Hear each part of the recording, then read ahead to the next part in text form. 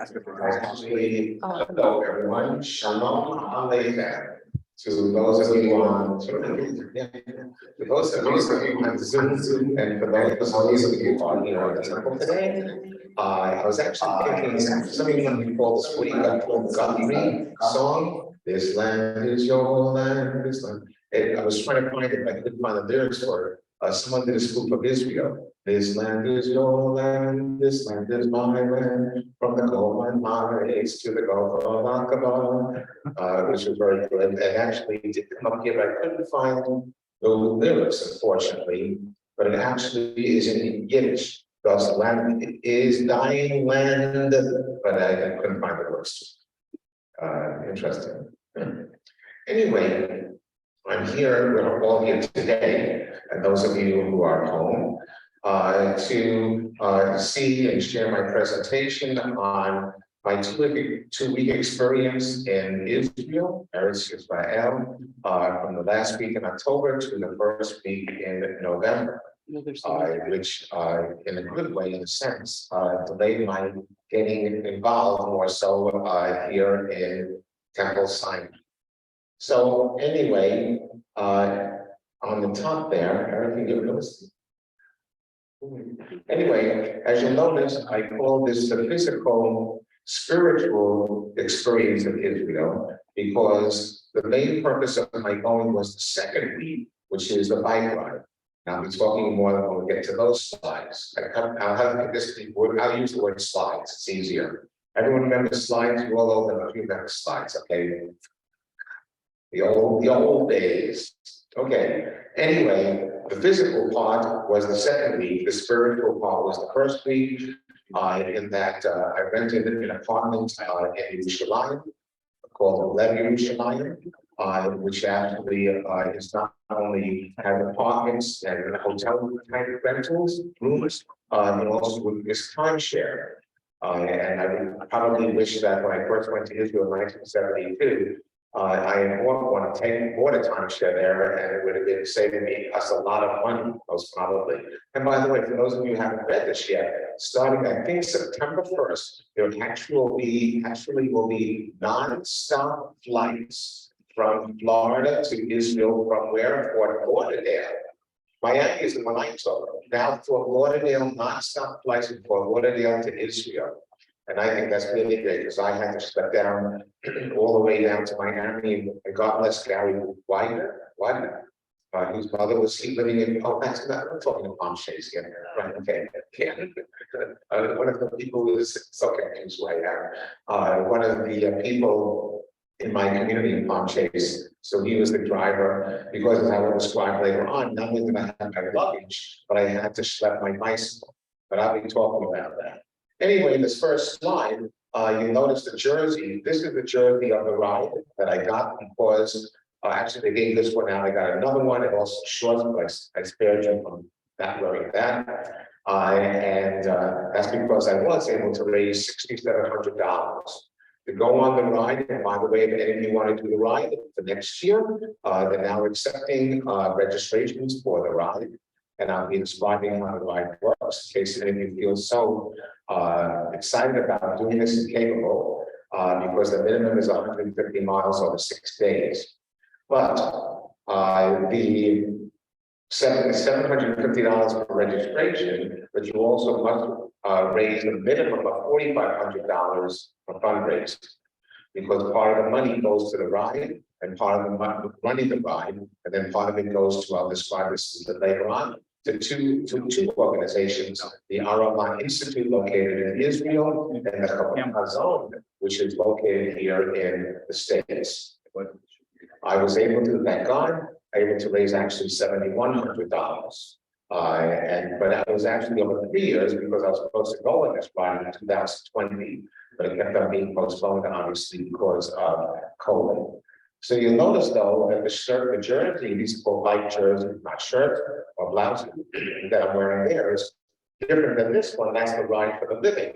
In 2019, I did a 60-mile bike ride in one day from Auschwitz to Krakow. And that jersey was the that one. That was another one where not only was there a registration fee, but also minimum amount of fundraising. No. So, okay.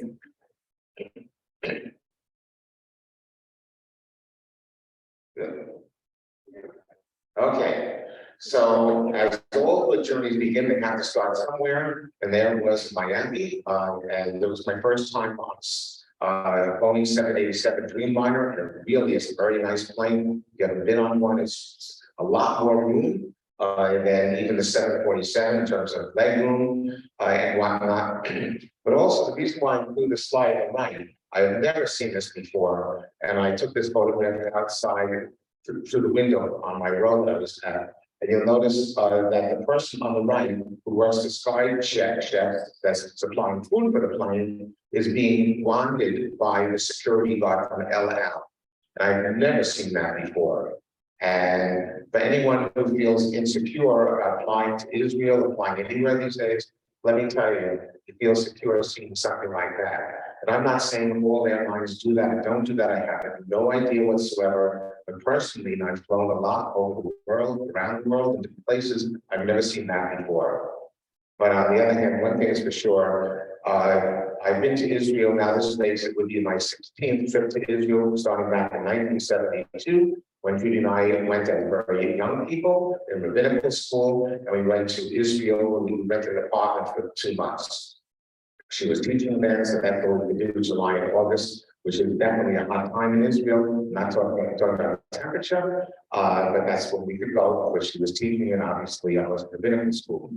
However, is that every single time we ended up taking 12 groups from our temple over the years, and every single time I only would use El Al, although it's probably more expensive than United or other airlines. But I felt that going on El Al was the most secure way to go. But obviously today's security is very different on all airlines. Okay. But by the way, whenever I say okay, it's not that I'm okay and you're okay. This is not a therapy group, but it means Eric is okay. Maybe. So his, I can't read about what I wrote there. Emma, can you get rid of that talking? No, I'm sorry. I have to read everything. Well, anyway, the first week, I'm only got the first of the top sentence. The first week was the time when I immersed myself in the Kedusha, the holiness of Israel. It was during the second week that I experienced the land. And I like this photograph of obviously Magen David, like the intersecting triangles of the Magen David, the Star of David, this experience created from the unity of heaven and earth, the worlds above and the worlds below. These were 2 weeks molded into one that certainly I will never forget. But I must say, each one of my trips to Israel is an unforgettable experience. You guys are going in June, God willing. And but you've been there before, both of you, right? No, you haven't. So you'll see, but both of you. But each one is so special. People would say to me, "Oh boy, you led 12 groups to Israel. Wasn't it boring?" Absolutely not. First of all, being in charge and responsible for a group of adults is definitely an experience one doesn't want to know. Our first trip to Israel in 1970, well, our first group to Israel was probably later on in the 70s. And I think the first one was only 13 members of B'nai Israel. And Judy and I had never led a group before, so we know exactly how this works. And we also were only in Israel maybe only once before. So we really didn't have a lot of knowledge about restaurants and things like that. So we got into the hotel, we went to as we were leaving the lobby, everyone got their room keys and whatnot. And we said to our group, look, Judy and I are going out to dinner. We'll be down here in the lobby at whatever it was, 5 p.m. But no one is required. This is not a group dinner. We don't know exactly where we're going. We have some recommendations because Judy has a family there. I don't. So anyway, we'll be down here at 6 o'clock. Well, we get down there and everyone is there. And we said, okay, you can go wherever you want to. So literally there's like ducks in a row. We're walking down Dizengoff Boulevard in Tel Aviv to some restaurant, the Blinzer restaurant that we had found out. It's not really like Blinz's. And all of them were just following. We couldn't lose them even. We had no time to ourselves for the 2 weeks that we were there. Okay. So one thing I didn't know is that flying from Florida to Israel actually adds an hour onto the flight. Normally it's 11 hours going, 10 hours coming, 10 hours going and 11 hours coming back. But it changes now because you're further south. So obviously in terms of the way the plane, the route, sort of rather than an 11-hour flight, or 10 hours, it was 12 hours. And this is the welcome at Delray Airport, which is very different than it was certainly in 1972, when the terminal was minuscule, and you actually, the plane landed in the distance from the airport. They were concerned about security, and you actually deplaned way on the tarmac, and then you got into a bus that took you to the terminal itself. Well, today it's a magnificent brand new terminal. Okay,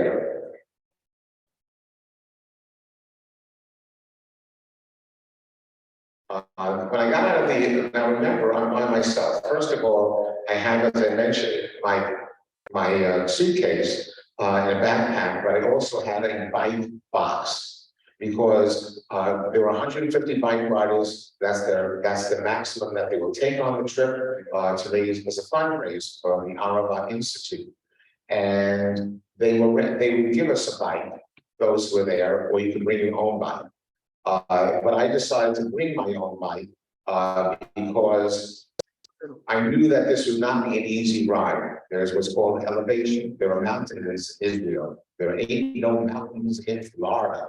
And there are not many, there are not really even on Long Island. So I knew this was going to be a challenging ride. And it's sort of like, for those of you who've ever been horseback riding, if you were fortunate enough to have your own horse, it does make a difference when you have your own horse. It does make a difference if you own a set of golf clubs rather than renting them.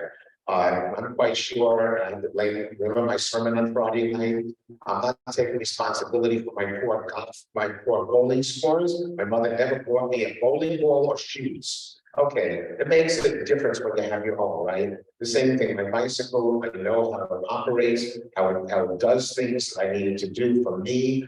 And I had a horrible experience, but it was only 60 miles, so I wasn't going to bring my own bike to Auschwitz and Krakow experience. But it was a terrible rental, and I wasn't taking a chance. What this means is I had to have a proper box. So what I did was I bring it to my bike store in Boynton Beach, and he disassembles the bike and puts it in the box. Now the box is probably this wide and probably from the floor up to here in size. And a friend of mine lent me one of his boxes. He went with me on a ride. He's Dr. Mark Gendel, a wonderful optometrist down in Coral Springs. And it's a very strong, it's a very hard plastic. So I get off the flight and I get my luggage fast, which is kind of amazing. However, I can't find the bike. I can't find this box, which is hard to lose. And I got a little nervous in terms of where did it go, because the clothes are one thing, but if I don't have that bike, it's a big problem, to say the least. So I walk over to the counter there, and it's a lost luggage counter, and she said, "Oh, it's oversized, it's right here." So I turn around, voila, it's there. So now the way it works is you can't lift this, there's no way you can lift this, but it has wheels. Easy. So the wheels are on one bottom, so I'm schlepping this thing with my backpack and the suitcase from one side of the airport all the way to the other. And there's a company that the bike ride provides that's going to take the bike box and the bike away for the first week that I'm not involved with the ride. And then they're going to bring all the bikes as people arrive at different times to our location to reassemble the bikes. You'll see the slides about that later on. Well, I must have looked, number one, very tired after this 12-hour flight. And I must have really looked very old. So I'm schlepping this thing, and this young teenager comes up to me and says, "Can I help you?" Old man, I said, okay. He said, "Can I help you?" I must have really looked white. And I said, "So I'm much, I don't know, man, you know, no, that's and it's getting heavy with the schlepping. Plus, I had a problem because I had to take it, schlep it across the entire airport to an elevator, to take it up to another floor, to schlep it all the way the other way to the outside of this company to pick it up. So now I'm schlepping, and there's a teenager walking fast beside me. I said, "Can you come here and help me?" I learned very fast. Forget pride. Pride don't get you nowhere, right? To use double negative. Anyway, got rid of the bike, thank God, and now I'm free. So now my question is, how am I going to get from the airport to Jerusalem, where my hotel was? I'm going to be for the next week. Keep in mind that I've never traveled anywhere in the world without my beloved Judy. So I have to make my own decisions. Normally you say to your wife, "Well, what do I do?" She always answers. She'll tell you what to do. Okay, there's no doubt in the married one. Hence the relationship with someone. So I'm lost. Okay, I gotta make my own decisions now. Now I have to grow up. Okay, so I go over to the area where all the taxis are and whatnot. And I go over and say, "How much is it to go to Jerusalem?" Now, Israel, for those of you who've been there, you might be familiar with the term shaylut. A shaylut is a shared taxi ride. And that's wonderful. Certainly, Judy and I took those many, many times previously. But regarding COVID, I was not getting into a car with total strangers. I wore a mask the entire flight, 12 hours. Most of the people in the plane did. It's no longer required. It wasn't then.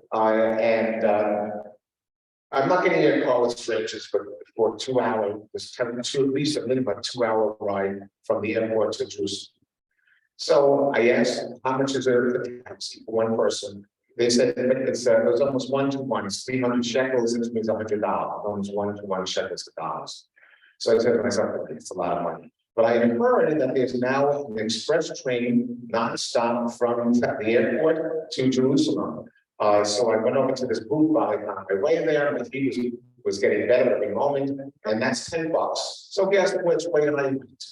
Okay. So anyway, it was a great experience. The one on the left is a local train at the airport station, and the one on the right is the express train. Okay, please. And it was a great ride outside, so you could take the countryside. And then I got off. What? Lower the mic away from, let's Yes, try wow. speaking that way. Okay. All right, please continue, please continue, Rabbi.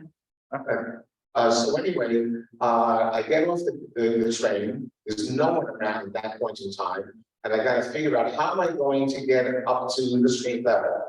No big deal, right? Sure. There are actually 3 escalators of this size and flow up. I've never in my life been on such a steep escalator. 3 of them. So I get the first one. Oh, well, where's the sunlight? No. Next one. Where's the sunlight? There's 3 of them. I Googled this later on. It's actually the deepest train station in the world. It is 240 meters or 80 feet below. No, sorry, 80 meters or 240 feet below ground level. Yeah, it's amazing. It's absolutely, God bless Israel, God bless the Jews. I have to say this, but we're able to accomplish in the midst of a city, no less. And by the way, in Tel Aviv, the whole place is a mess with traffic and stuff, because they're now digging up one whole street, a long street, along the Mediterranean shoreline, the building a subway system in Tel Aviv now. It's just amazing what's going on. So there are the escalators, you can see them. The slide in the middle is finally, I get up, I can see sunlight up there in the windows. There's a very nice in Hebrew and English saying, "Jerusalem, I finally made it." Okay, all right. And I got myself situated, and the next day I wanted to just take care of this. I saw our cousin in Tel Aviv, and also a previous gentleman who was our tour guide for 7 of our tours. Judy's cousin is very interesting. At the age of 18, he made Aliyah to Israel. And he really is just unfortunate in terms of some of his medical issues now. But he is a composer of opera, as well as radio plays in German. And he actually was the first Israeli to have his composed opera to be shown in the Israeli Opera House, the first one. He's just a genius, how he can do this. Not only does he write the big score of the opera, but he also writes the librettos as well, and for full orchestra. And I am to do these things. No, that's on a computer, right? Anyway, the next day I began my spiritual journey. And what I was very interested in was there were a number of Kabbalistic, Jewish mystic places, synagogues that I wanted to go to. And Israel is just, and Jerusalem particularly, is, I mean, there's synagogues almost in every single one. So I would go from one to the other, and each one I would go into, and you can see they weren't very large, but you just would walk in, most of them had people studying or praying, and I would walk in and just be filled with such a feeling of kedusha, of holiness. It was very, very special. This was actually there was this rabbi who was supposed to meet, but it didn't work out. So I got to his yeshiva, which is one verse on the left, which is alone, and each one of them though, they sat down, each one of them sat down, actually they took a couple of breaths, and then I would say some prayers, and each one of them played songs with some other prayer in being in that place. So I wanted to not just walk in, walk out kind of thing, but become a part of this whole thing. By the way, for those of you, everyone here has been to Israel? No, Jane hasn't. I wanted to. Well, this is outside of the old city. Well, this is outside. This is quite actually, it's probably, it was at least about a half hour, 45-minute walk from my hotel, which itself is about 20 minutes from the old city. And this whole area is filled with these little steeples, if you call them.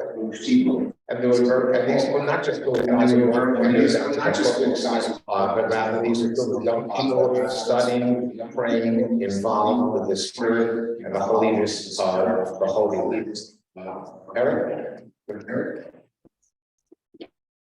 By the way, if anyone has specific questions, just ask them along the way. Hey, see, here is pictures of them.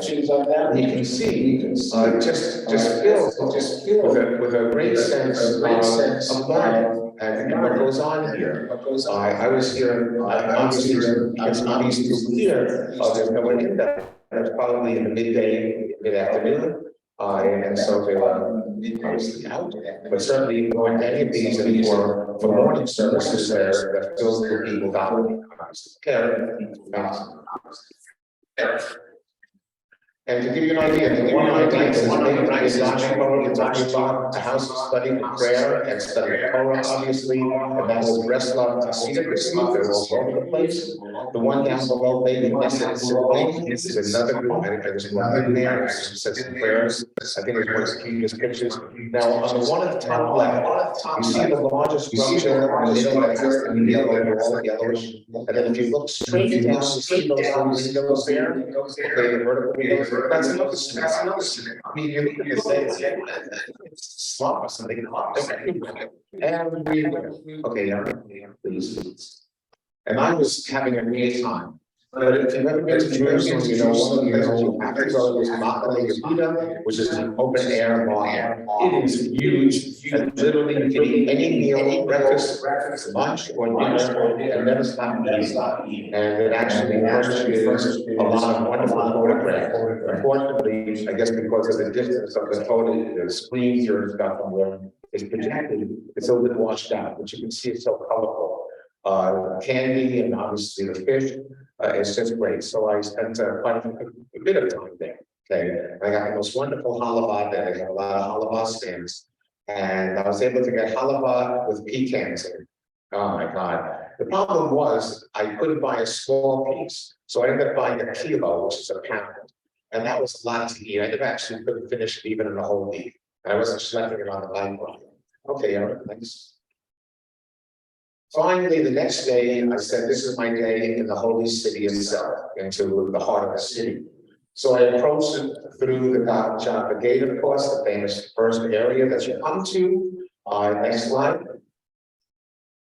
And as you walk in, there's a mezuzah about this big. And so I kissed it, and here I went. Continue.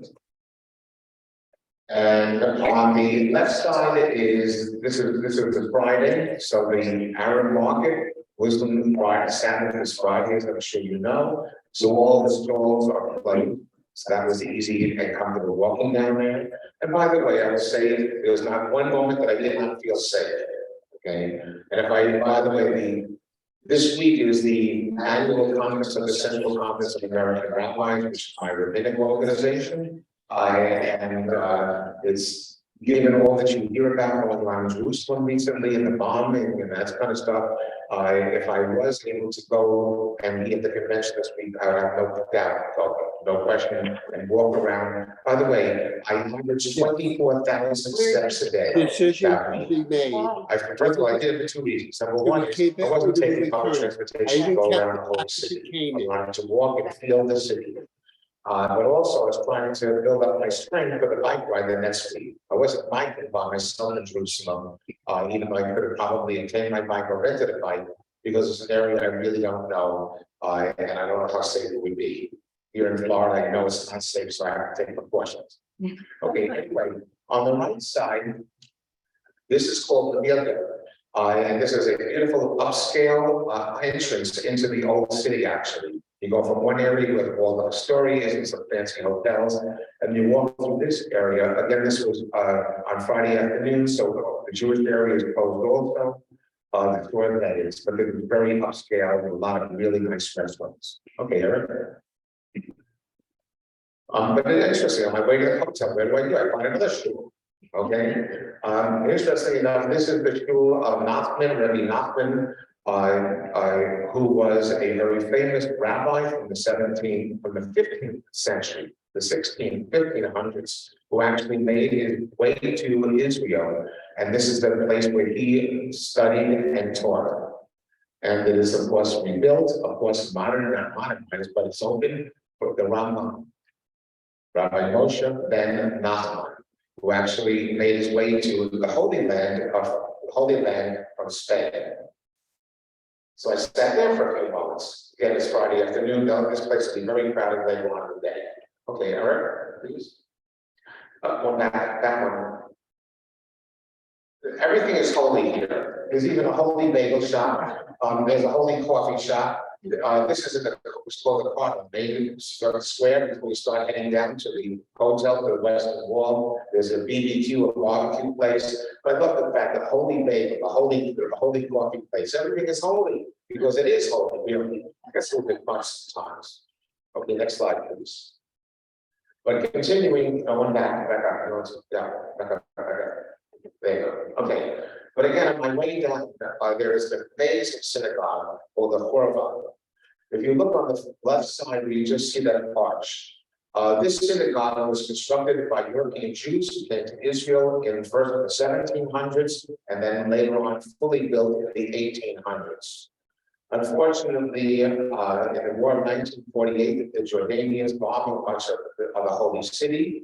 Because they were being forced eventually in 1948, forced to be giving, eventually 1967 actually being forced to give it up. They destroyed the Horva synagogue. All that was left was that arch. That's it. And it became really an iconic photograph. Many people would take a picture of that arch because aside from the fact that it's a great photograph, is that what it meant in terms of the Jordanian and the Muslim lack of care for the holy sites of the Jewish people. Anyway, I forget when, I think in the last decade or so, the synagogue, the Horva, has been rebuilt to the exact way that it was in the 1800s, including the painting and the various items on the ceiling, etc., that were there 200 years ago. And I went there a couple of times. If I was in the Holy City during the afternoon, I went there for Mincha, and on Shabbat morning I went there as well. And there it is from the outside. So you see the dome at the top. That's what that arch is. So that same arch was then used to reconstruct the exact building. And you can imagine the very generous. Lynn, can you see in my black and white? I'm not that tall. I can see one. Okay. So anyway, it's just magnificent. You don't really get the feeling of being in there, but it's very spacious. And because of the high ceiling, when a chazan can't sings in there, or anyone leading the prayers, it really just echoes through the whole building. It's magnificent. Okay, next slide, please. As I mentioned, you're going down to the hotel. You're going down. And so you can see the views they had from the steps going down. Again, unfortunately, they're a little bit washed out, but you can see, and on the right hand slide is that in the background, you can see this is what's called the Mount of Olives, and this is a place for burial for Jews only. And by the way, if you're interested in being buried in the Holy Land, actually they're having a sale now. You got a thing in the mail, actually, $40,000, but that includes airfare for the dead. So it's not so bad, you know, you can fly free, you're dead, what's the difference? You don't get a seat, everything else, you lying down. I did actually think it said included your family also, $40,000. By the way, big deal. Gene and I were looking for graves last year at Eternal Life, and they actually had one. The guy offered us the estate section for $100,000, and that's just an idea. And you know, 100,000. Yeah, Eternal Life. I really just. Bring me up today, what do they give you? I just gotta put this in, okay? Actually, I could do a song about it. I'll do a stand-up about experiencing eternal life, including the fact is, okay, we didn't buy that section or another section, 2 graves. He said, would you like to? And oh, by the way, we got the package deal too. The package deal, and including the package deal, you get a stone monument and also engraving, basic engraving. So he said, would you like more engraving, and would you like to give your epitaph before you leave? I said, why? And he said, because we're having a sale on letters today. It is just like a sign about thing. Only Jews have signed sales on minus 50% off on letters. So of course, I'm thanks for that sound. So I wrote my own epitaph. I included all of you in it. And your names, all that stuff. So anyway, but it is holy, and by the way, it's a mitzvah to be buried in Eretz Israel. And I know people who actually will have their body flown to be buried there. By the way, there are some funeral homes here in Florida, where the funeral home would provide a little packet of dirt from Israel and be sprinkled on a casket. Okay, next slide. Okay, so finally, I may get a question. We'll see in the picture, the hotel, next please. And next, Baruch Hashem, I got that finally, at the 40,000 steps. On the left is just fine welcoming people to the hotel and the proper behavior are there. And on the right side, of course, pictures of the wall. On the furthest right side are the little fickle, and that is, of course, the notes that people put into the wall. Okay, next slide. Again, pictures of the wall. The next slide, please. Another picture of the wall. And this was in November. It was, well, you'll see it was very crowded. Further, now, if you notice that archway on the left side there, we're going to go into that area now. That is only on the men's section, not the women's section. So for the women who are here in this room, and those of you who have streamed on, zoomed on, I can only tell you that until the coming of the Mashiach, the Messiah, you will never be allowed in this area. Okay. And therefore, what you are seeing, you'll never be able to see most probably in your lifetime. So are you ready, excited, Jane, excited? Yeah, okay, so next slide. So this is all further along the wall in the men's section only. This is the middle of the day. You can see there are lots of chairs. You can see how many people are praying. Prayers go on all the time. And all of a sudden, someone will yell out, Mikvah. And all of a sudden, around one of these gorgeous parks here, a whole group of people will join together and pray Mikvah afternoon service and Kaddish Shabbos. As you get on and later in the afternoon, is that this whole place, you can't even walk in here because people start coming down here, congregating into this area. During one of our trips many years ago, is that there is one Kabbalistic synagogue, only one in the old city itself. The other ones I showed you, as I mentioned, were outside of the city. And I always wanted to go into this synagogue just to see it. It's right off of the Carter, which is the square area before you start heading down, which I described a few moments ago. And I don't have a picture of it here, actually, probably should put a picture of the door before you go into the synagogue, which is upstairs in the building. But it's a magnificent silver engraved door with a scene of Jerusalem. It's magnificent. But so often I would try the door and it would be locked. And there was one of our temple trips to Israel, some probably going back to the early 2000s, something like that. And anyway, Judy would always be, and some of you know what Judy already. She's the leader. I'm the speaker. I'm the back person keeping up. Move, stop talking, move. Okay, that's my job for these trips. Until you get to the location, then of course, hopefully I can take over a little bit. So anyway, I'm in the back, and the group is stepping down to the wall or somewhere in the old city, and I tried the door and it opened. So I told them, tell Judy I'll catch up with everyone. I walk upstairs. This was a Friday, and by the way, that week we were going, and there's no experience like being at the hotel on Shabbat, Erev Shabbat on Friday night. It's just an amazing experience of all the groups of people coming down and davening, the yeshiva students coming down, singing and dancing. It's just amazing. The spiritual energy that occurs there is just overwhelming. So anyway, I go up there and we're going home home the next night. And quite often we would try to, no, not quite often, we always try to take the 1 a.m. flight back to New York. Because first of all, it's a good time to actually be able to tour for the day and get tired and hopefully get on a plane this 1 a.m. and hopefully you'll fall asleep for a little bit of time. So anyway, I'm up there and I'm talking to them and I said, oh, tomorrow's Shabbat, what time are Shabbat services tomorrow? And they said, oh, the service begins at 5 a.m. And my eyes started rolling up in my head, obviously, like, you gotta be kidding me. And he said to me, oh, but the prayers we sing in Hebrew, Zach-ma'o, which are just beautiful, and every word, every letter is pronounced perfectly and clearly. So I said, well, I'll see. They said, you really have to come back. Well, it worked out well. This really tired me out for the flight that night. But what an experience. So they said, and this was, you can't see it from this angle, obviously, but facing this way on the picture, there actually is a closed up wall, and there used to be a door on that wall. It's not there anymore. And so that's how long ago this was. And he said to me, go to where that door is, and where he's talking about. And this is going to be at 5 o'clock in the morning. And he said, you'll see a man dressed in white approaching the door. Get up and say to him, Rav Yisrael. That's the code word to get in.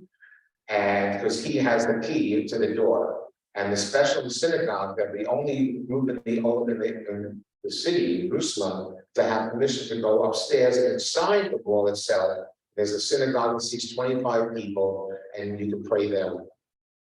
So I get there at 4:30, because I'm always trying to get propped.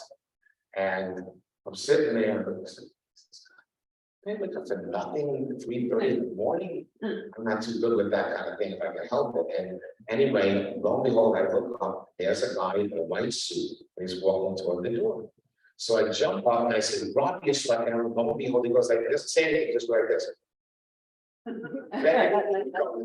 So the opposite door, I go upstairs, situate myself. And actually that service lasted 7 hours. So that's my morning service, it ended in noon. But for me, see, don't complain. My services are quite long. Don't complain. You can make it 7 hours. I had to do that. Right? Better watch out then. But the reason why is because they use a special Kabbalistic siddur prayer, which I use all the times, in which every single word and letter has a certain kavanah or meditation. And actually it was funny because at the end of the service, I was a little disappointed because they skipped over some of the meditations. So I said to him, you skipped over some of that. He said, well, we used to do all of them when we finished the morning service in the evening. And it just obviously was written in the 1700s, this ritual, by a great Yemenite rabbi, Shalom Shalabi,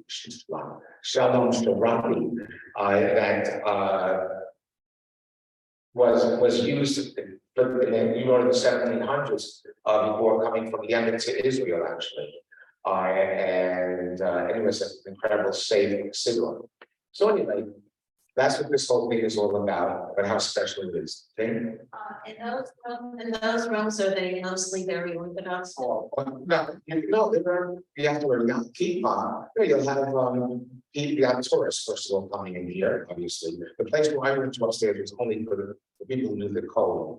It's right there. How we know? Yeah, but then you have to dress like Barbra Streisand and then you have to look like a man. Okay. So anyway, is that here, anyone can eat tourists, you can walk in with shorts, you can walk in just as long as you have the hair on, they don't care. You can see all kinds of people. All you can correct, it's all the sections, only. Okay, Eric, don't walk away, where you going? Can't walk, can't do. You gotta get. Okay, anyway, after this, I went back up, I was walking back to the hotel, and I went in the foreground. You're allowed to go to the very top of that arch, and there's a very lovely view of parts of the old city. So these are views from the old city, looking down.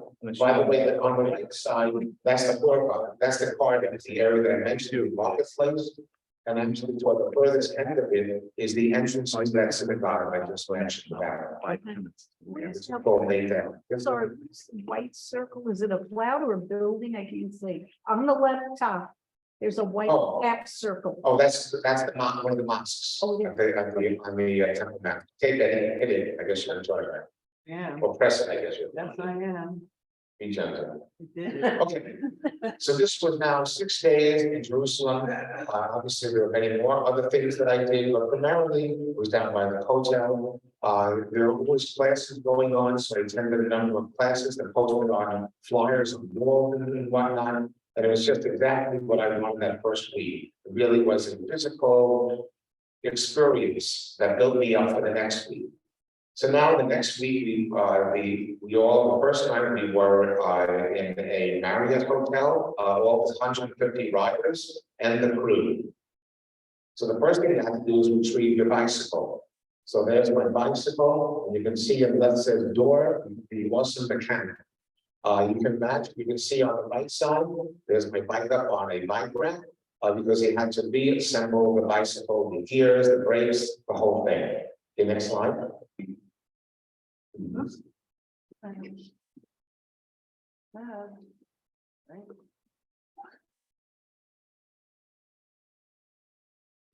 Worked the first time. Look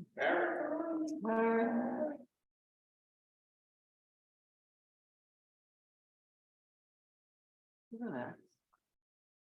You didn't go home, did you? No, he went to, yeah, let's try that. Okay.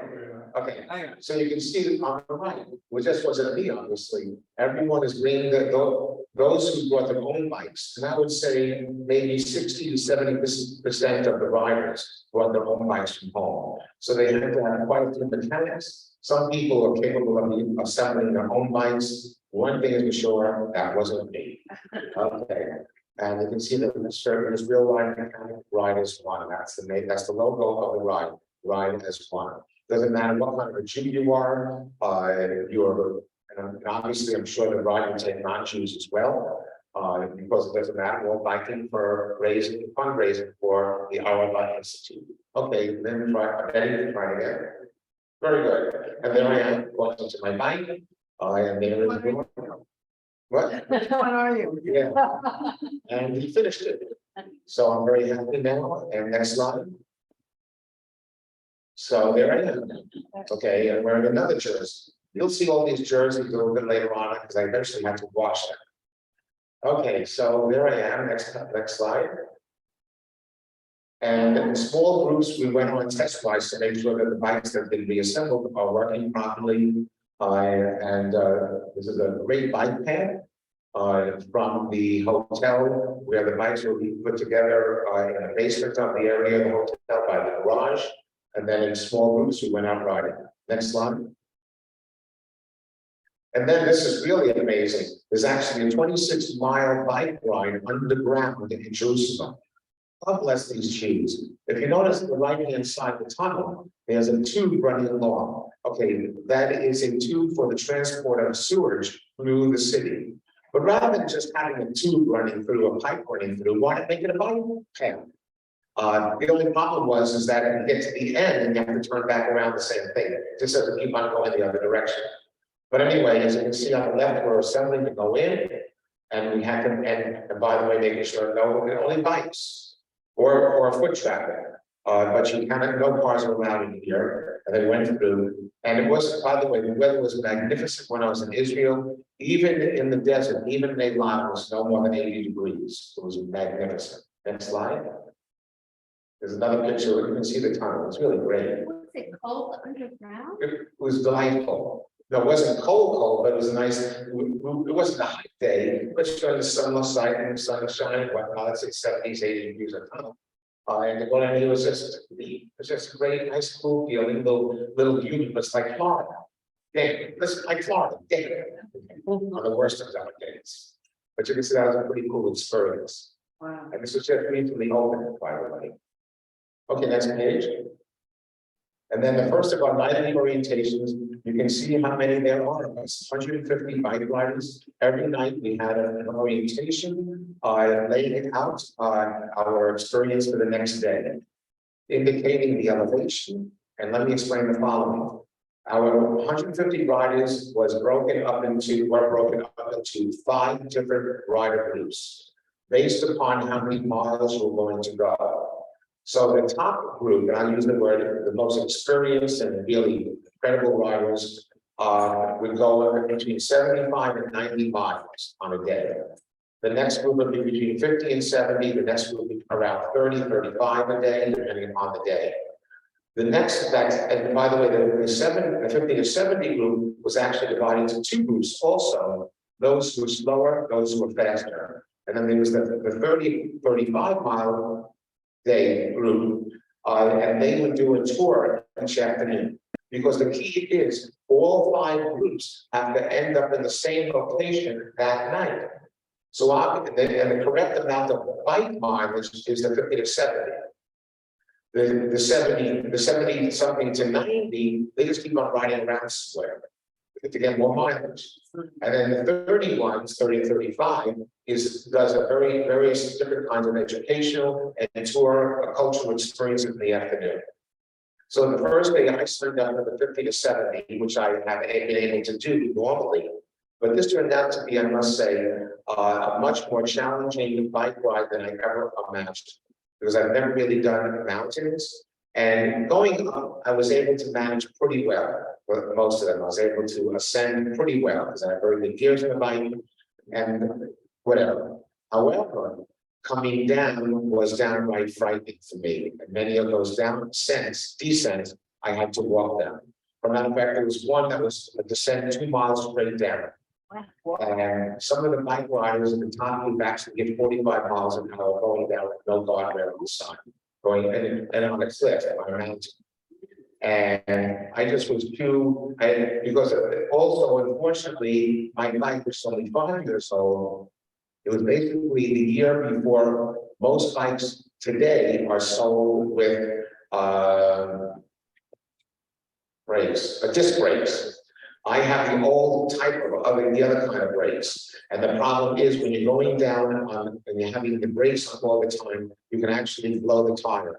And then you have a problem because you can lose control of the bicycle. And unfortunately, the first night of orientation, the orientation leader said that would be a problem. He's trying to convey how to deal with the brakes. Also, I had that in my mind, holding the brakes all the way down 2 miles downhill and blowing the tire. And then, I got to get back to Temple Sinai. You guys need me. I already signed that contract. I got to get back out of this situation. And I write back, let's go down the mountain. Don't worry, I'll be here eventually. Give me a couple of years. Probably. Yes. Only America, a couple of Israelis, that's all. And believe it or not, there were actually only 2 of us from Florida. Really weird. Because you see riders here all the time. And we try to notify people that we have to ride. Most of them came interested in the Midwest and West Coast. Some from obviously Northeast as well. So anyway, I decided after the first day to go to the next level down. And the reason why is because I said to myself, I bike ride all the time. I put least 100 miles on a week. I don't bike there, but the experiences in the afternoon, which you'll see in the slides, were so interesting. I said I'm going to take the full advantage of this. But I do want to point out what is extraordinary about this ride. And maybe some of you might know someone here. There's no age limit in terms of bike riding. I've been riding now. I met this guy 2 weeks ago over Alliance Road, one of the Valencias, who's 83 years old, and he's actually a better, he can go faster than I am. So the age is not important. But with each one of these 5 groups of riders, you had in the front a lead rider plus a car with a lighterman. Okay, by the way, almost always the road in our direction was closed down by the Israeli police.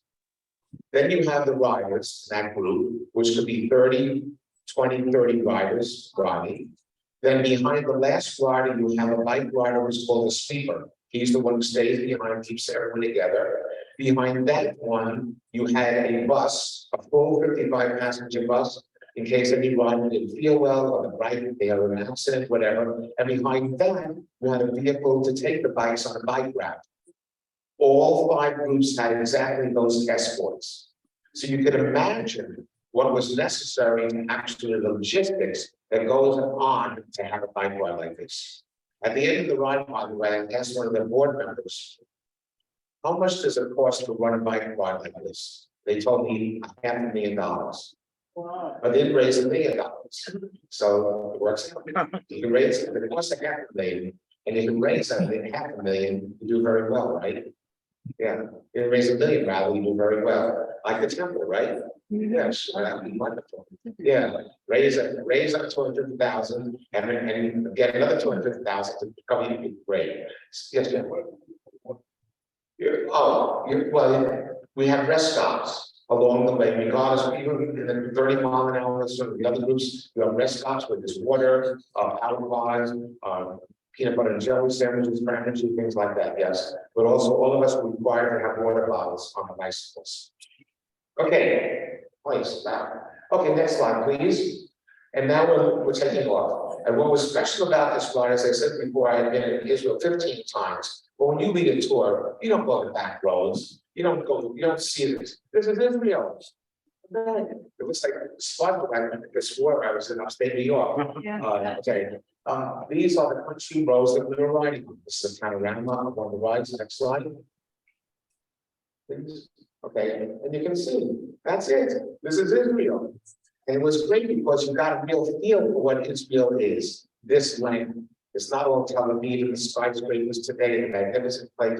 How far the nearest area of settlement of any kind? That's where we were.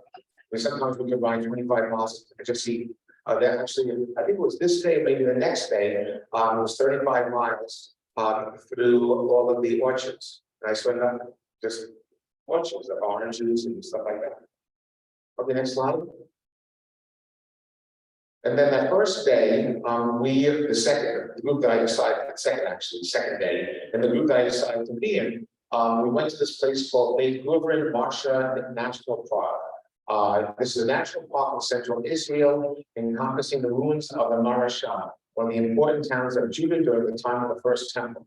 And Delray, an important town in the Roman era, when it was known as whatever. Archaeological artifacts and earth the site include a large Jewish cemetery, a Roman Byzantine amphitheater, a Byzantine church, public baths, mosaics, and burial caves. So after riding the bike for 30 miles, then we get onto a bus. We went to this location. You have to walk down these stairs. Next slide. And this was an entire underground cave structure for the purposes of water storage 2,000 years ago. And you can see the stairway on the right was carved out 2,000 years ago. But they're able to do this. And you can see the large pyramid. Next slide. You can see that stairway. And you see everyone's dressed in our jerseys. Another different time jersey. Okay, next slide. And more of these caverns. It was just really neat. And that was nice and cool down in these places. That was really good. Okay, next slide.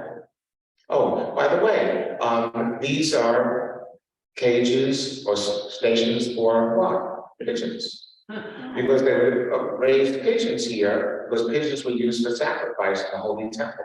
Hey, These are called aviaries. Sure. Okay, continue. And the first night, the hotel was in Ashkelon. This is the view from my hotel. My friend, Dr. Mark, is an optometrist. So when I said to Mark, what is that thing there? He said, what do you think? He said, an eyeball. an eyeball. But I don't know what it is. Actually, it's supposed to be an eyeball. But that's a great picture, right? I looked at my hotel room window and seeing that beautiful view. Now, next slide, you'll see it from the day on the right.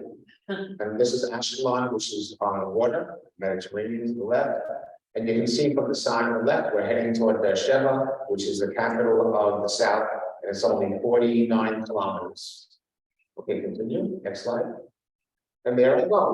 We left from we were bused that day to a certain place where all of our bicycles were. So imagine every night, some crew has to get all the bicycles, put them on some kind of a transport, bring them to another location, take them all off the transports and get them ready for us.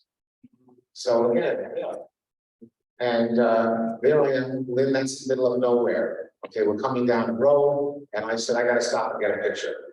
Yeah, there I am. I always try to look happy for the picture, regardless of how I might be feeling. Okay, next slide. And again, you can see the panoramas. Just the bottom picture, it almost reminded me of a big sky picture when Tree and I went to Montana. And there's nothing, you don't see these buildings, you see nothing. Look at that. Yeah. Okay, next slide. There I am, looking happy again. The woman next to me, I think if I remember correctly, was a biomedical researcher or something. And you know, it's always you could ride by yourself or you catch up with certain people. I am not a fast rider to begin with, but this was, you can see, thank God, this was a flat road. I can excel on flat roads with a 30-mile-an-hour wind behind me. I can do very well.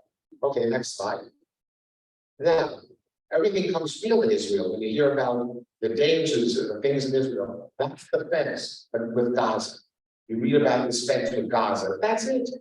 Actually, we pulled over and we saw there were certain monuments to some people, unfortunately, the Thomas Road, who lost their lives to the rockets that come over. I was totally safe. We were riding by. I took a picture of them. There's the fence. Those buildings in the background, that's Gaza. Not far away, that's where they are. Okay, next slide.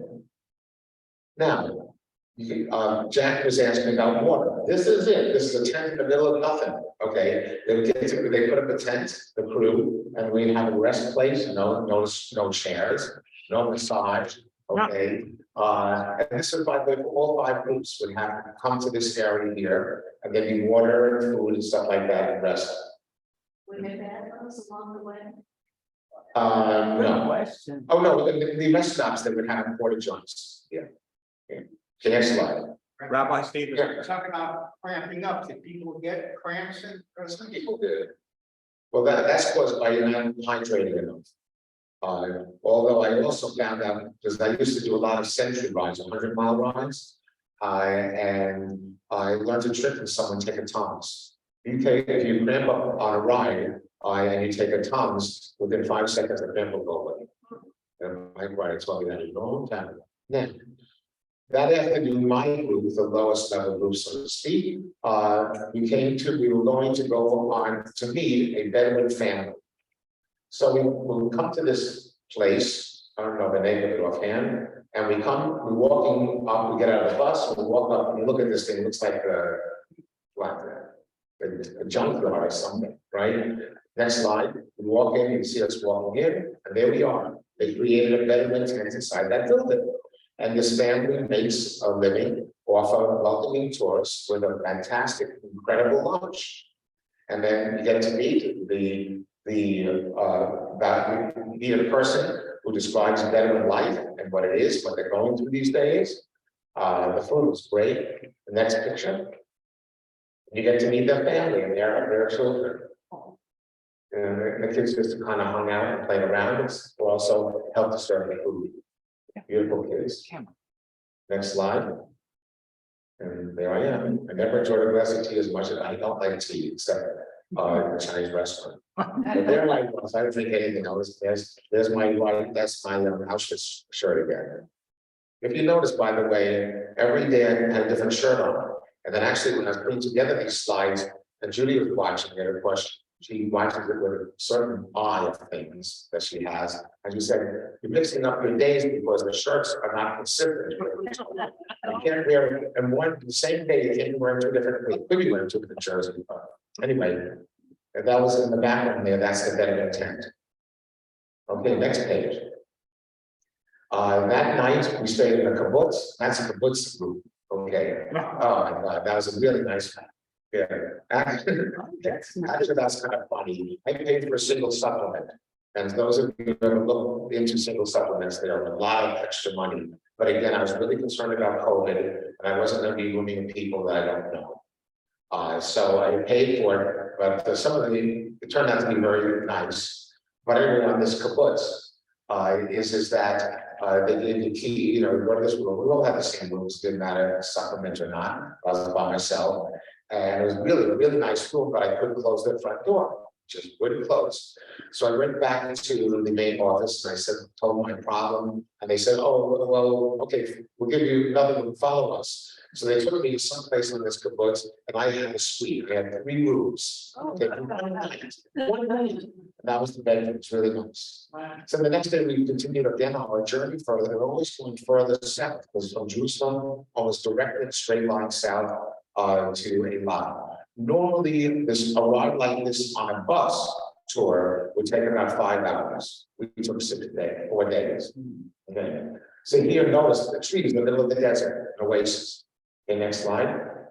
You can see the bike riders. As we're going through the desert, now you can see the terrain is somewhat different. This is the desert. We saw in the far distance on the left side, you can see this light or whatever this was. There it is there. It's the world's tallest solar panel. That's a solar panel. And it creates electricity for the entire area. As you can imagine, there's certain environmentalists which are concerned about this because of the birds and flying into this thing and whatever, but it really is very bright. Okay, next page, next slide. Then we came to Ben Gurion's home, and that is Mitzpeh Ramon. Yeah. And you can see it looks like the Grand Canyon. And again, there on the right, that road over there, that's we were actually riding on that road earlier to get to Mitzpeh Ramon. Next slide. And you can see this is real desert. This is it. This is the, oh, sorry, this is Sede Boca now. Mitzpeh Ramon. That's gonna be the next place. Sede Boca. It's beautiful. Next page. And then our group continued. We took then a bus to this place called Ein Al-Dat. Over the years that I've gone to Israel, we would quite often take groups after going to the Dead Sea, which was not on this trip. We went to Ein Gedi, which is a waterfall in the middle of the desert, made famous for the stories of King David in biblical times. But this time we went to this place called Ein Al-Dat, inhabited by Nabateans and Catholic monks. So we got off the bus and traveled and walked through these caverns. Next picture. Rabbi, what are Nabateans? They're an ancient tribe of, they did a lot of spice handling business in that area. And we were lucky enough to see an ibex walking along the cavern wall. So I was able to, by the way, all of these photographs I took with my cell phone. I brought a camera with me, I never took it out of the bag. This is a Samsung 19 megapixel camera. I don't need anything. Look at the camera, look at the zoom on this. Yeah. And you know, I was really excited about this, but you'll see, you saw a lot more ibis. Okay, next slide. And there I am, another t-shirt, another New Jersey one. There I am, my Israel one. And to give you an idea of how hot it was here, the sun was the desert. It wasn't very, I mean, I'm in the desert in the summer groups, it's 110, 120 degrees. It was in the 80s, but the sun is just so strong. And so everyone is trying to glue themselves to the side of the wall, or at least there's some shade. Next slide. And there's another room of mine. There's a nice room that I had in this hotel, and there are my jerseys. Judy taught me well, she said. I took this photograph and actually sent it to her at home on WhatsApp. So I wanted to let her know that all those hours of lessons of how to wash a jersey, hang them up. Because it's the desert, the air leaving the hotel is so dry, they all dry in one night and gone. And it really was a shame. Each one of these very nice accommodations, we only each one of them for one night, except the last one, the next one.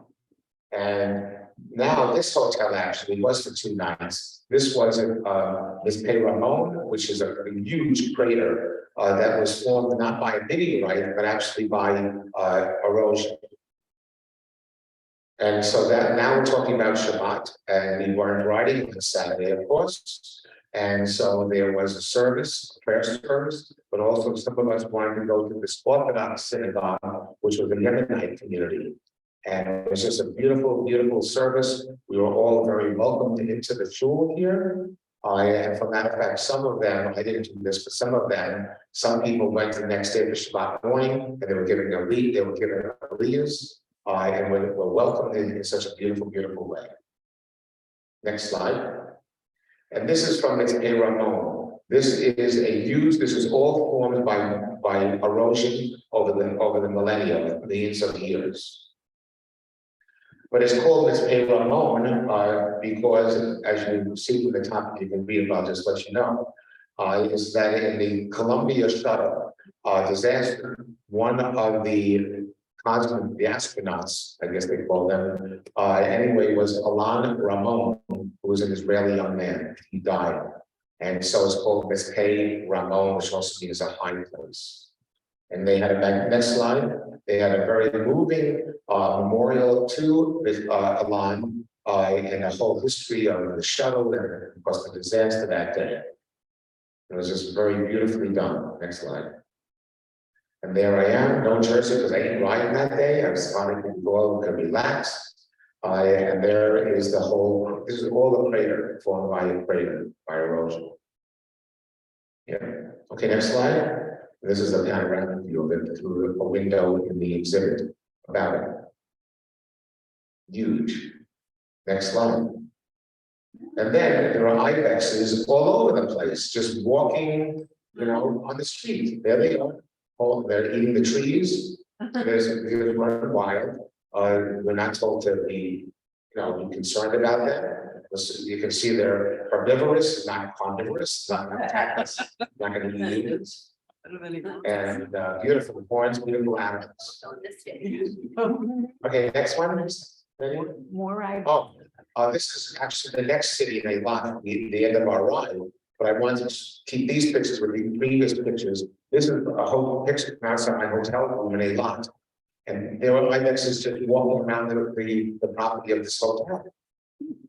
They're everywhere, yeah. So this is now Havdalah. Obviously, we are observing Havdalah, everyone gathered together. It was chilly, let me tell you, because in the desert it gets cold at night. And you'll see the pictures the next morning when we started out at sunrise.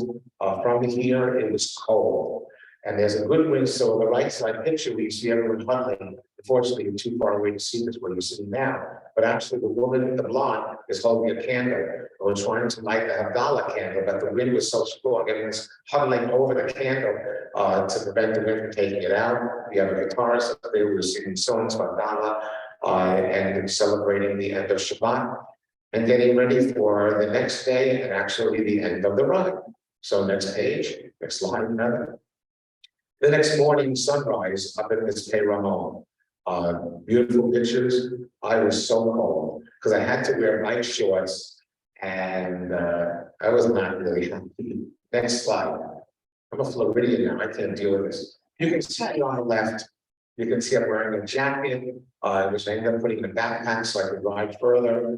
I look cold. I look behind that toilet line. I hope that he can break the wind for me. But on the other hand, we dial the shopping morning service. You can see there. Next line.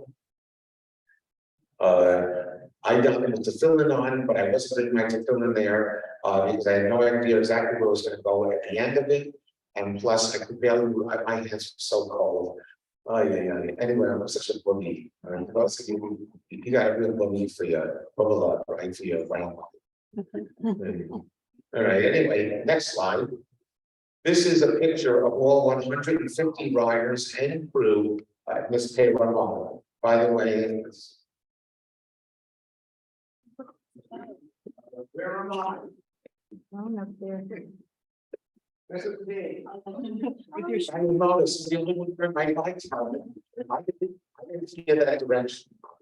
That's me. The good looking one. Yeah. Drone above you. That's it, took the picture, but I used the drone. Yeah, but that's us. It's a great picture, right?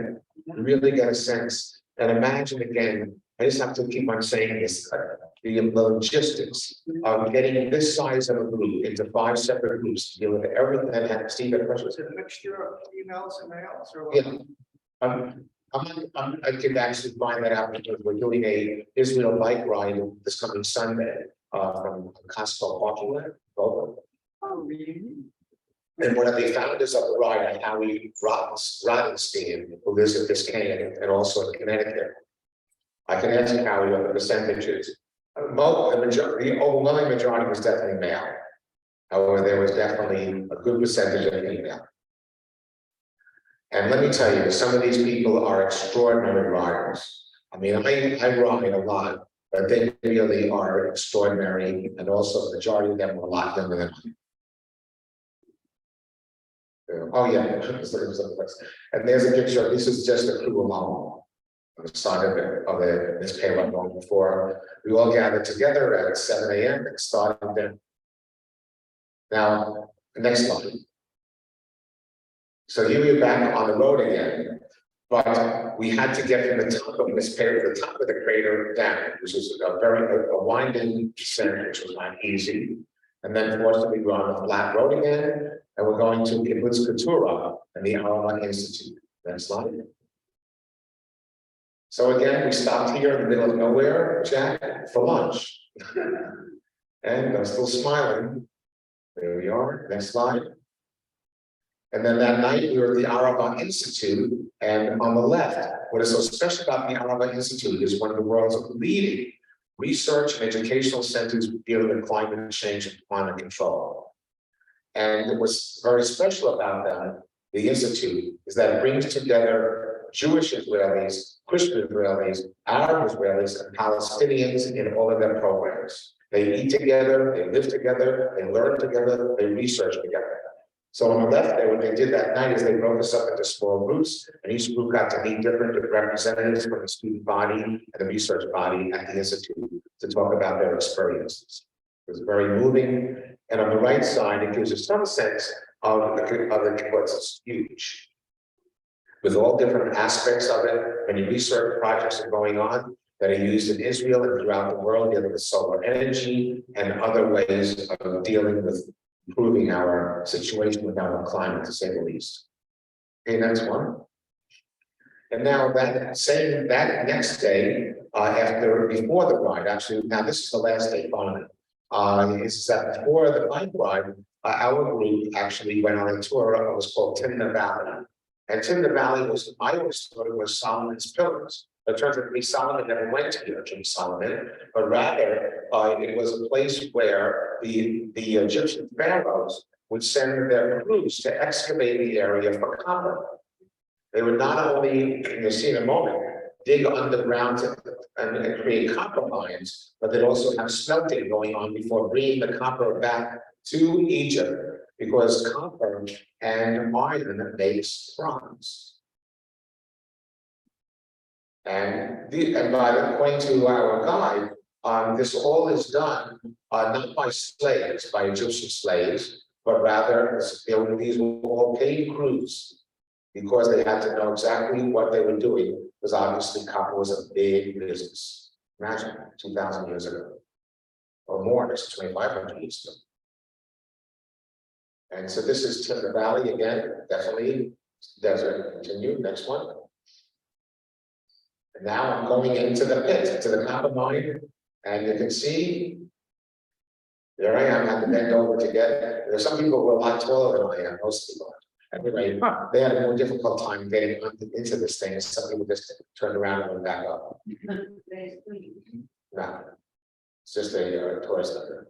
So the things on the left, those big pillars, were known as Solomon's pillars, but again, it's just from erosion. And also Nabateans visited here as well.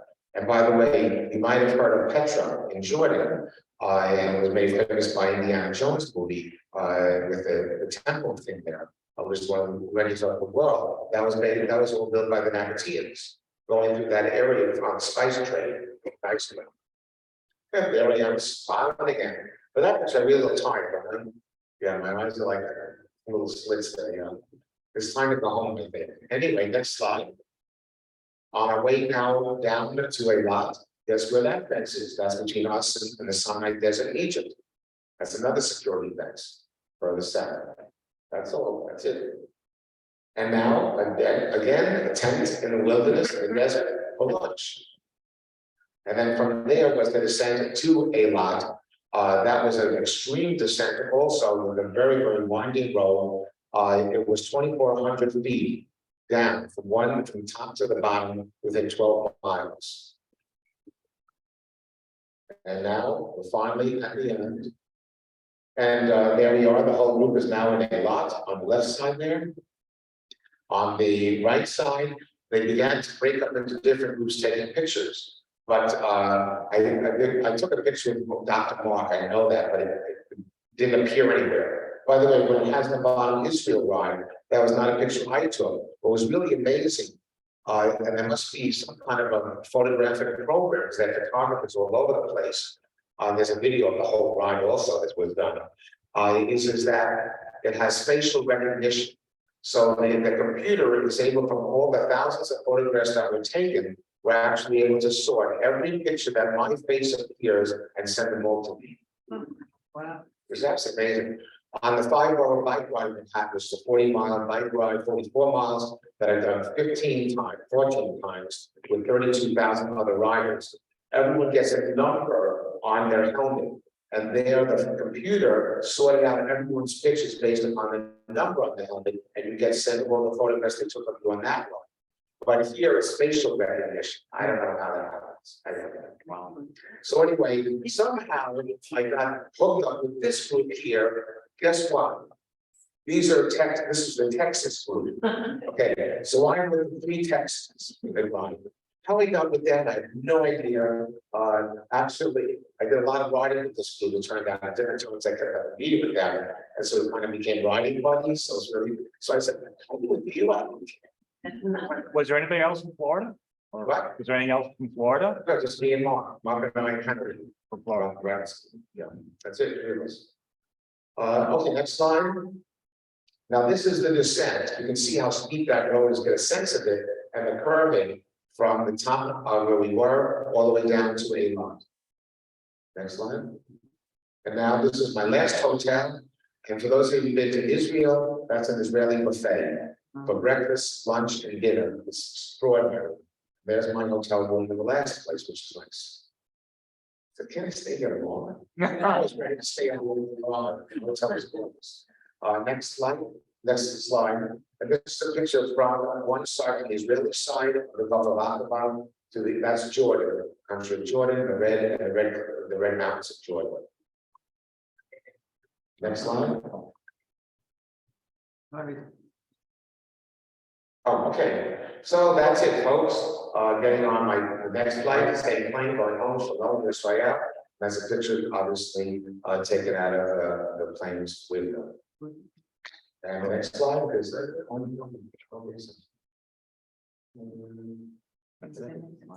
that's it. Well, thanks, everyone. Those of you who Zoom, I hope you enjoyed this as well. Does anyone else have any questions, Steve? I'll repeat the question for those in the Zoom. What about going to the bathroom during the day? Oh, yeah. Well, there were enough rest stops along the way where most people would have no problem. Yeah. Rabbi, I'm muting people on Zoom, so if somebody wants on Zoom, tell them they can ask a question. Okay, so Eric is now unmuting people on Zoom, so that if those of you who want to ask a question, or make a comment, you're welcome to. I hope all of you on Hi Zoom there. actually might be able to see the pictures more clearly because it's closer to you at home. I know, my phone was off because I'm watching I was watching a Zoom. So how's everything, babe? You enjoyed yesterday and today? Even, Relaxing? Steve, even on long bike rides, let's say on a century ride, which is 100 miles, every 20 miles or so, they have a rest stop. The Porta Johns, or I've done a couple of years of 62 miles for bike orphans, which is from Spanish River Church up to Palm Beach and back again. And there too, every 20 miles or 15 miles, it was like there was a rest stop, sometimes at a church or someplace else, Okay, good. or someplace where there are bathrooms. Somebody's doing their house phone call on. Or just do it. Can hear you now. Oh my I God. have to say, Thank you. this was just as enjoyable the second time around. I say, Jane went, oh, then the Jane was there, okay, from home. Thank goodness. Oh, Eric, anyone asking anything? No, Mm, Looks. Well, I love you anyway. Okay, yes. Could you speak a little bit more about the organization that you run for, because I missed. Take a side trip to Europe. I was just Yeah, hold watching on. my rabbi Actually, the ride doing was a Zoom. supporting He's two at the organizations. shul of the But strip. after He the- took the bicycle the second ride and one- everything. So will no longer be supported on future rides. So Two rides will be it's our clear. Institute located in Because Israel. I watched it talked though, about that moments ago, so the which is pictures this and everything. education It's really, research center. it's really But quite more remarkable. importantly, the work they do about bringing And I'm together going to see, I'm different going to see that movie, Israelis Living, later on. with and my working friends. together So, and being together. But the other organization is called Chazon, which is based I know here you in mentioned that America, in the, which right, that's deals with good. also issues of environmental issues and climate. Right, and the day after climate working issues from home. here in America and the Good. world, but here, for various reasons, which were Okay, fully if it's, explained to today us. I'm really in late, two then rooms, just and also text me, I'll get it in the morning. Okay? No. But Love for you, me, baby. Bye-bye. I mean, obviously, to have the opportunity to bike ride is wonderful, but also to do good. So I think 3 times I did the bike ride for the Lymphoma Leukemia Society. And again, I had to raise more than $1,000 for that all the time. And those were 100-mile rides. And I did that on Long Island. Yeah, or I actually did 4 times for to pick up with diabetes down here in Florida. Yeah, so it's great. It's a wonderful way to fundraise. Maybe we could have a bike ride for the temple. Yeah, a senior bike ride. we'll make it to 95, but bike ride to 95. As far as we can go. But it's wonderful because people are doing something healthy. You could theoretically do it in a gym. You don't do a bike ride on the road, but rather stationary bike ride. Seriously? Yeah, so the Araba Institute is basically all about climate change and creating better ways for. The other day. So when we were there, they showed us various experiments that they're running today to be able to deal with the problem that we as all human beings really need to face. And a lot better way than we are currently. It is unfortunately sad to say it was too late. How many other countries go along with whatever Araba Institute is finding out? Will they all? Well, do better climate we were told that they obviously representatives from the Institute go to various symposia throughout the world to share their ideas. And I'm quite sure, I don't know specifically, that people who do research on this level, their papers are published in various journals and things like that. But there's a very bright, young people involved with engineering and environmental issues, things like that. Well, everyone, I hope you have a lovely, what time you're doing good. Everyone, shalom to everyone. And I'd like to ask everyone to stand up and we should sing across TikTok in honor of our state of Israel. So that is there. Please join us, those of you who are on Zoom at home as well.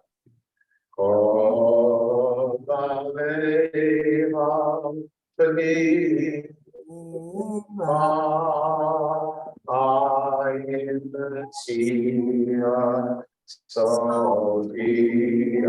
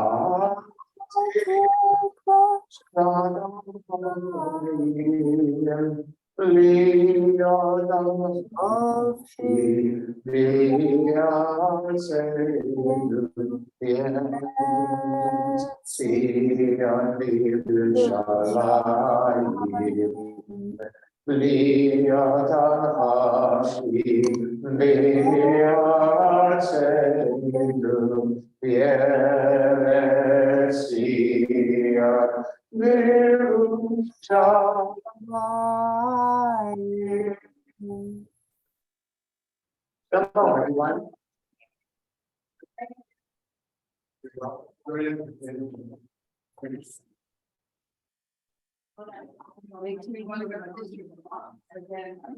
Good job, Eric. Yeah, I could do it. I get the. Let me get my first. You're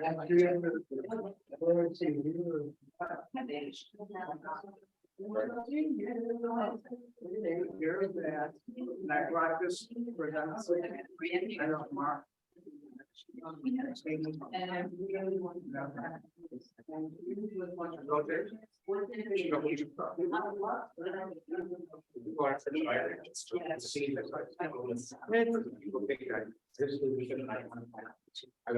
Many of travel aging, folks that so many doing so much of it there, any tour ever.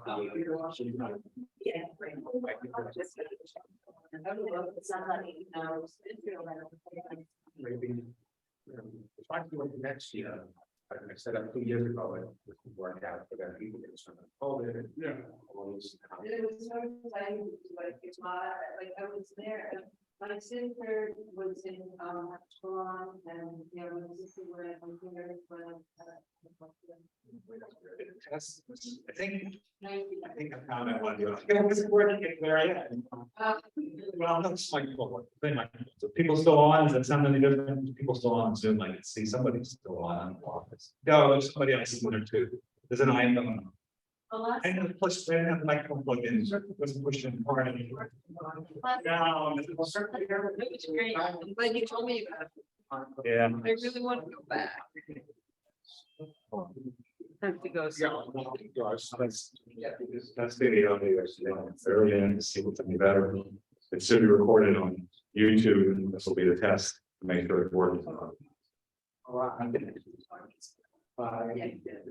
Going in and Zoom right now, everybody's still on. I see somebody still on. I'll be back to Zoom. Thank you very much.